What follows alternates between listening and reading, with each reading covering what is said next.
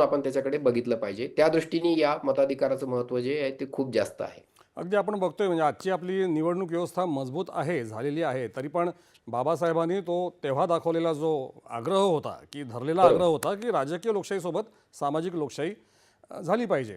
तर बरोबर. हा आग्रह आजही भारतासाठी किती अपरिहार्य आहे? म्हणजे मगाच तर तुम्ही मागच्या काळामध्ये त्याचं महत्त्व कसं होतं ते सांगितलं, पण आजही ते अपरिहार्य ठरतंय. हो. असं आहे की राजकीय लोकशाहीचं रूपांतर सामाजिक लोकशाहीमध्ये झालं पाहिजे. कारण की आपल्याला स्वातंत्र्य, समता आणि बंधुता ही मूल्य तत्वत्रयी सांगितलेली आहेत. सामाजिक लोकशाही म्हणजे काय हे जर आपण बघू आणि याचं पण स्पष्टीकरण बाबासाहेबांनी स्वतःच दिलेलं आहे, की सामाजिक लोकशाही म्हणजे काय? तर स्वातंत्र्य, समता आणि बंधुता या तत्वत्रयीवर आधारित अशी जीवन पद्धती प्रत्येकाने अवलंबणं आणि ती त्यांना अवलंबता येणं एका अर्थाने. या 3 तत्वांना जीवनाची तत्व म्हणून जी काही ती मान्यता मिळवून देणं, ही तत्व वेगवेगळी बघता येणार नाहीत.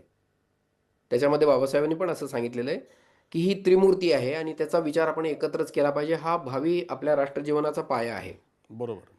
तर ही त्रिमूर्ती जर एकत्र नाही बघितली, तर लोकशाही मजबूत होणार नाही. त्याला जर आपण सुटं-सुटं नाही बघू शकणार. जसं स्वातंत्र्याला समतेपासून व समतेला स्वातंत्र्यापासून असं वेगळं नाही बघता येणार आपल्याला.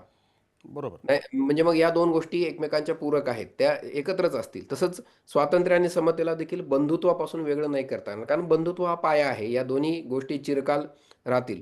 म्हणून बंधुत्वाशिवाय स्वातंत्र्य आणि समता या नैसर्गिक वाढणारी प्रक्रिया, नैसर्गिक प्रक्रिया नाही बनू शकणार. म्हणून बरोबर. एक माणूस एक मत ही जी संकल्पना आणि एक मत त्याचं एक मूल्य, ही बरोबर. संकल्पना तर आपण आणली आणि त्याच्यामुळे राजकीय लोकशाही आली.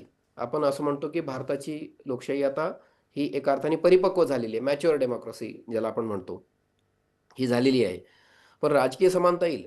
पण सामाजिक जी संरचना आहे, त्याच्यामध्ये मात्र एक माणूस आणि एक मूल्य म्हणजे सारखंच मूल्य प्रत्येक माणसाचं, ही गोष्ट साध्य होण्याच्यासाठी अजून आपल्याला प्रयत्न करावे लागतात. हे पूर्वी नाकारलं गेलं होतं. याचा अगदी. उल्लेख बाबासाहेबांनी पण केलेला आहे, आपल्या सगळ्या लोकांनी पण केलेला आहे. हं, ते हं. जे नाकारलं जाऊ नये याची व्यवस्था म्हणजे सामाजिक लोकशाही आहे. म्हणजेच सामाजिक विरोधाभास जे आहेत, ते सामाजिक विरोधाभास लवकरात लवकर दूर व्हावेत, नाहीतर आपल्या देशामध्ये अराजक माजेल. आणि बरोबर. म्हणून ही जी सामाजिक लोकशाही आणणं म्हणजे काय? तर म्हणजे हे सामाजिक विरोधाभास दूर करणं, सामाजिक ताणेबाणे मजबूत करणं आणि एक मत, एक मूल्य, एक माणूस त्याचं मूल्य, सगळ्यांचं मूल्य समान आहे.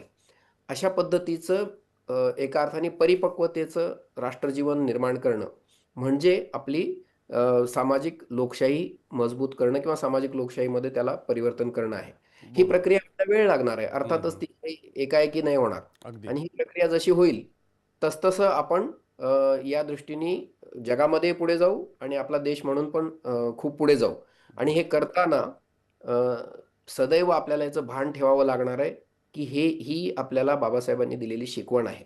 ही आपल्याला संविधानाने दिलेली शिकवण आहे. म्हणून आजच्या काळात, इथून पुढच्या काळामध्ये या विषयाची प्रासंगिकता ही कायम राहणारी आहे. अगदी सर तुम्ही आता म्हणालात, अगदी योग्य म्हणालात, की प्रगल्भ राष्ट्रजीवन